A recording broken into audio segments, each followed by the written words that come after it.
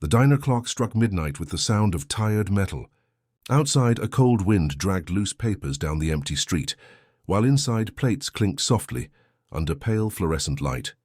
Maya Carter, 29, a black waitress known for her calm smile and quiet strength, wiped down the counter of the same corner diner where she'd worked since high school.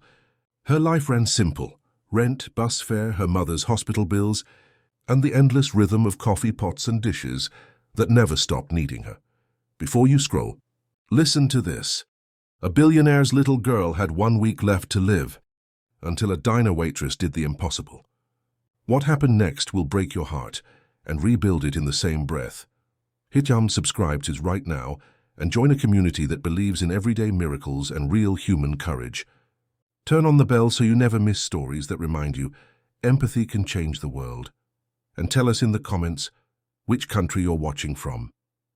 Because kindness crosses every border, and we love seeing how far hope can travel.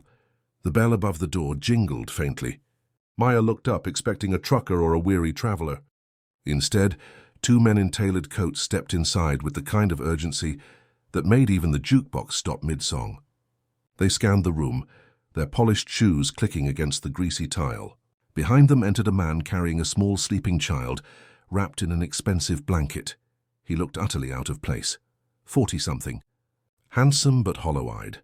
A face you'd expect in magazines, not under flickering diner bulbs. When Maya recognized him, the rag froze in her hand. Alexander Price, the billionaire CEO of Price Global Logistics, a man who rumor said could buy a city block before breakfast. He was the last person she imagined needing anything from a neighborhood diner. "Please," he said, voice rough, "do you have water? Anything?" Maya's training kicked in. "Of course," she replied, sliding a glass toward him. As he sat, the child moaned faintly, a sound too fragile for the weight of the moment. The twins of expensive-looking bodyguards exchanged nervous glances before pulling out their phones, whispering into headsets. Maya's eyes dropped to the child's face, thin, pale, with a gauze band over her shaved head. A small girl, maybe 6, the kind of sick that rewrote innocence. "She's my daughter," Alexander said quietly, following her gaze. "One of 3 triplets." He hesitated, the words shattering around him like glass. "The doctors say she has a week, maybe less." Maya blinked, unsure what to say. Her sweater sleeves were dusted with flour, the opposite of the business empire dripping from his cufflinks. And yet, beneath his wealth, he'd never looked poorer in hope. "I'm sorry," she said softly. Does she need a hospital?"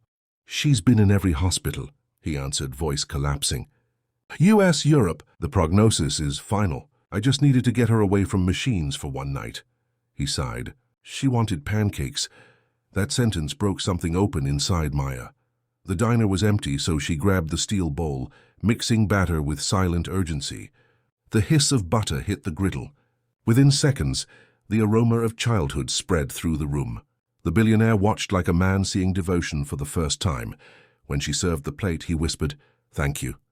"No," she said, setting the dish before the girl. "Thank her for fighting this far." The waitress watched as the tiny girl stirred, drawn out of her shallow sleep by the warm smell of pancakes. Her lashes fluttered open to reveal tired, honey-colored eyes. Maya smiled gently and whispered, "Hey there, sweetheart.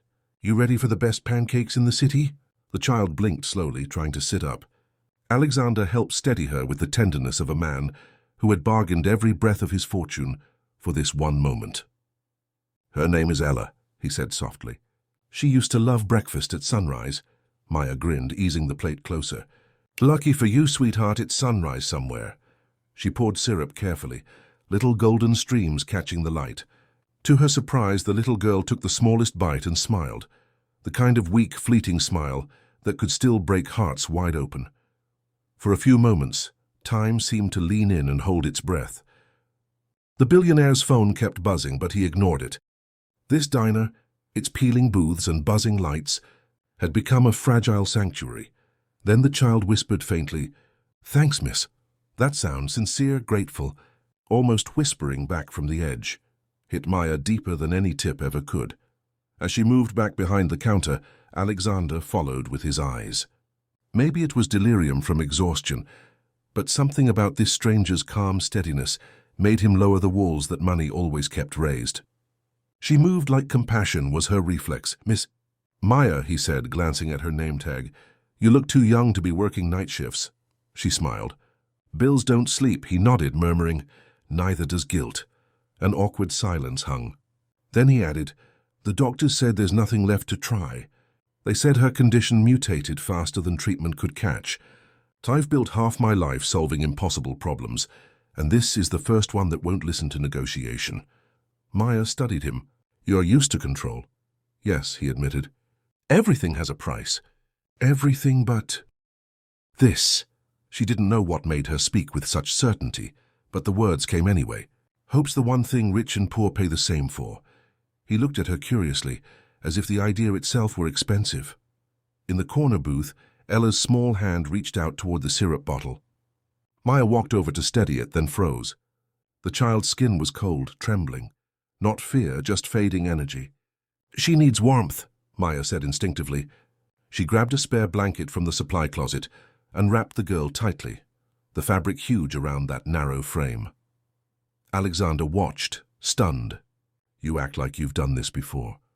"My mother's been sick for years," she answered quietly. "Teaches you what comfort looks like when there's nothing left to fix." Something shifted inside him then, an awakening. For once someone wasn't looking at him for opportunity or reputation, just human need. And in that realization, his rigid composure cracked. As dawn broke pale across the street outside, the girl slipped back into uneasy sleep, her breathing shallow but steady. Alexander laid her across the booth, covering her with the borrowed blanket. He exhaled shakily. "She smiled," he whispered. "She hasn't smiled in days." Maya brought him fresh coffee. "That counts for more than medicine." When he looked up, eyes red and raw, he said something he'd never told anyone. "Her blood type is almost impossible to match. She needs an immediate transplant, but the doctors say donor recovery could kill her. Even her sisters don't match anymore." Maya bit her lip. "Then maybe their tests were limited. Hospitals test genes, not hearts." He frowned, confused. "What do you mean?" She hesitated. Sometimes what saves people isn't science, it's spirit. The willingness to fight past what's written on paper. Before he could respond, the diner door swung open. A young woman from the nearest hospital stormed in, panic in her step. "Mr. Price, finally." "We've been calling." "Her vitals are collapsing. She can't go hours without critical care." He stood abruptly, every cell of him screaming, not anger but desperation. "We just needed one night," he said. The nurse pointed to the sleeping child. "One night might have cost her everything." Maya stepped forward, calm but firm. "Give her 5 minutes," she said. "If you rush her while she's cold and weak, the shock will finish what the illness started." The nurse hesitated. Alexander met Maya's eyes, torn between reason and instinct. "Why do I believe you?" he asked. "Because you've run out of reasons not to," she replied. He gave the faintest nod. And there, with the smell of pancakes fading into morning light, Maya took Ella's thin hand and whispered softly, "Stay a little longer, sweetheart. You've got people trying to catch up to your courage." Something in the room felt suspended, as if the universe paused quietly to listen. The nurse called the hospital team waiting outside, giving them updates in low bursts of urgency. Meanwhile, Maya sat beside Ella, rubbing the child's tiny fingers between her palms to keep blood circulating. Her movements were gentle but steady, anchored more by instinct than training. Alexander watched with a mix of dread and awe. Money couldn't buy this, a stranger's willingness to give time she didn't have for someone who might not make it. He crouched beside the booth. "You believe she can last till morning?" "I believe she's still warm," Maya said softly. "And warmth means she's not done fighting yet." He swallowed hard and let out a weary laugh that sounded more like grief. "I've donated millions to hospitals that sent me nothing but condolences. Then I find hope in a diner at midnight." Maya looked at him. "Maybe money was supposed to bring you here, not fix it there." The nurse returned, wringing her hands. "The team says if she doesn't stabilize in 2 hours, she won't make the transfer. Her vitals are plummeting again." Maya hesitated, then said quietly, "I might be able to help. My mother's been battling leukemia. I've seen what delayed transfusions do, and I got tested last month in case she needed me." Alexander turned toward her, eyes sharp. You've had blood tests done?" "Yes," she said. "Type AB negative." The nurse's mouth fell open. That's the same as Ella's.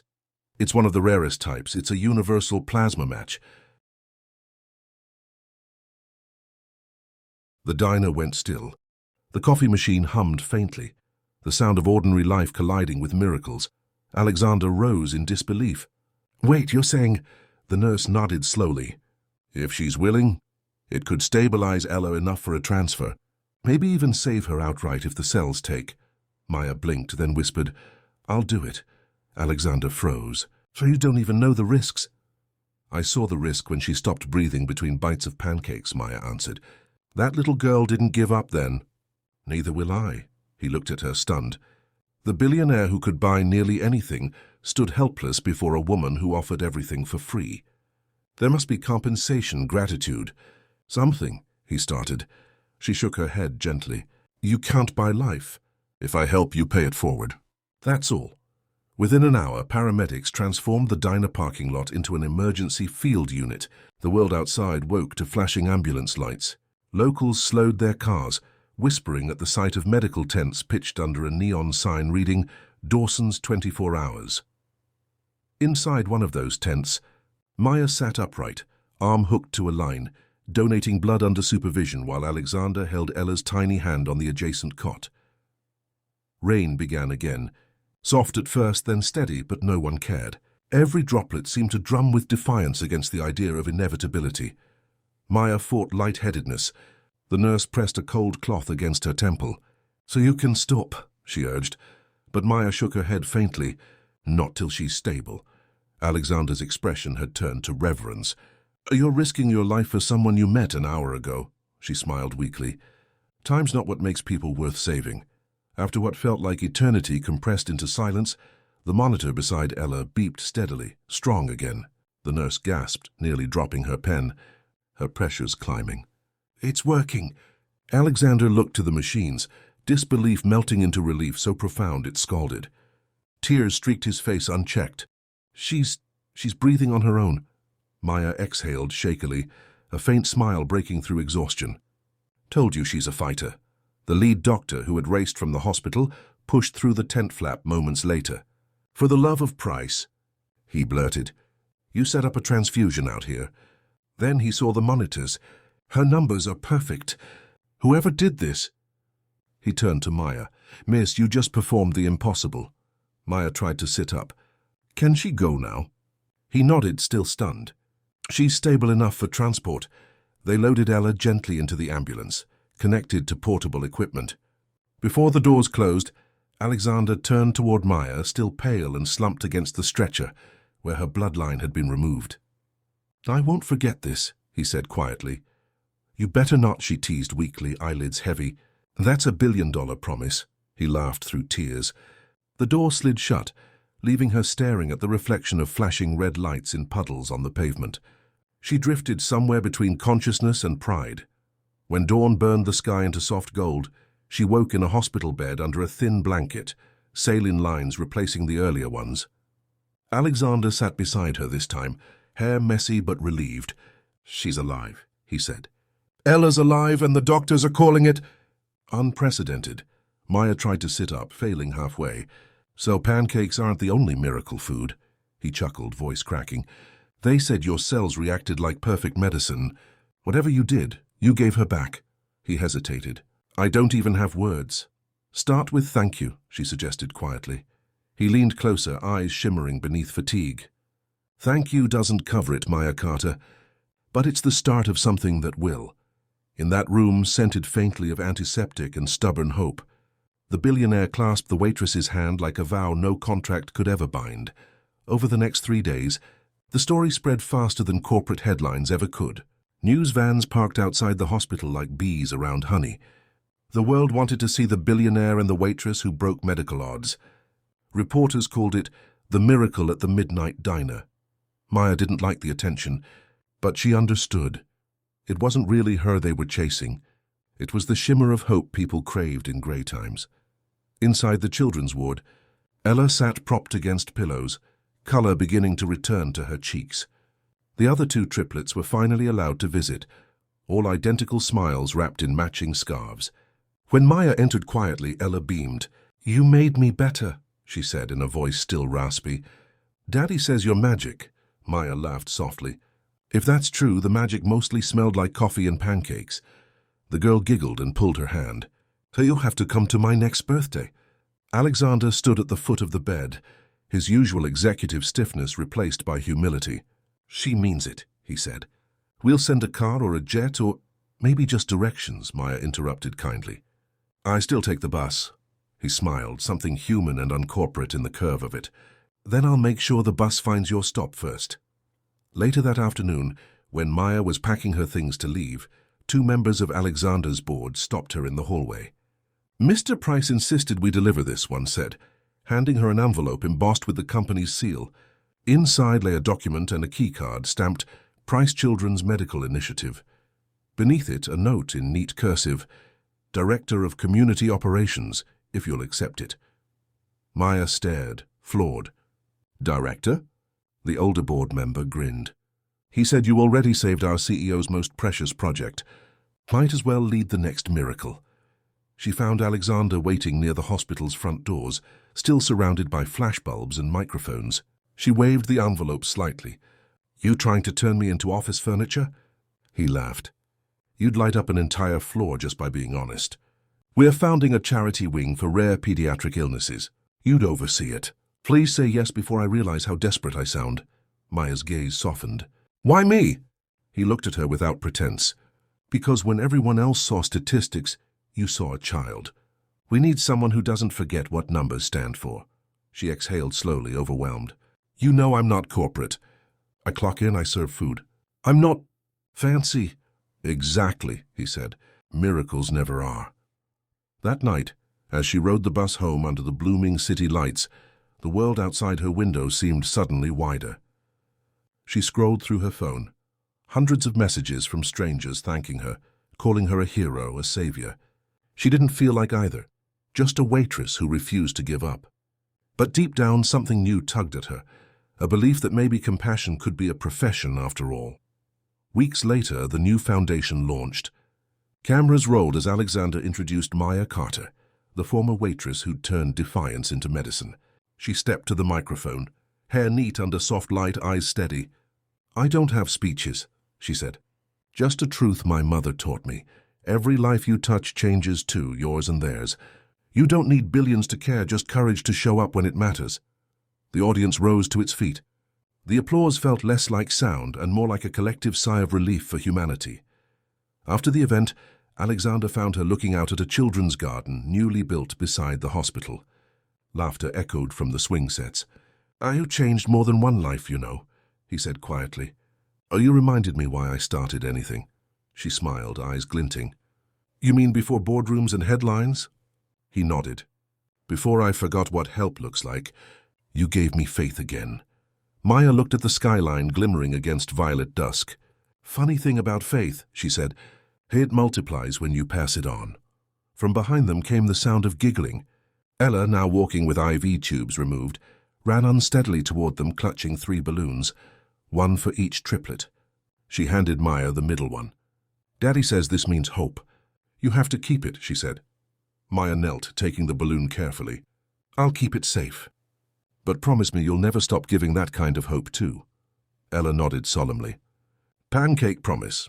They laughed together. Then Alexander, unable to hide emotion, said, My daughter is alive, my priorities are straight, and a diner waitress now runs my favorite project. If that's not divine justice, I don't know what is. Maya nudged him playfully. Careful, you'll start believing in miracles. Too late, he said. One standing right in front of me. The next morning, newspapers around the world printed headlines about the Billionaire's foundation and the waitress who rewrote fate. Social media buzzed with images of Maya and Ella under strings of yellow balloons, but at Dawson's diner, the neon still flickered the same way, and on the counter sat a small framed photo of a smiling child eating pancakes. Beneath it, on a sticky note in Maya's handwriting, were 3 simple words: Keep showing up. 2 years passed before Maya realized just how far the ripples had reached. The diner where everything began now wore new paint, though its heartbeat remained the same, the steady sizzle of batter on a griddle, the clink of mugs, the shuffle of conversations that stitched lives together. On its wall hung a framed photograph of the first gala for the medical foundation she directed. Right beneath it sat that same syrup bottle she once guarded through sleepless shifts. The city outside had learned her name, but within those walls she was still just Maya, the waitress who refused to stop caring. Every once in a while she'd catch someone glancing between the photo and her apron, realizing they were the same woman. It always made her smile. That morning, Alexander arrived at opening hour. No guards this time, only a warm smile that matched the sunrise glinting off the diner sign. He slid into the same corner booth where, years earlier, desperation had made a billionaire human. "You still make the best pancakes in the country?" he said. "Or maybe you're just remembering how they tasted when miracles were fresh," she teased, setting down his plate. He studied her for a moment. "You ever think about how strange it all was?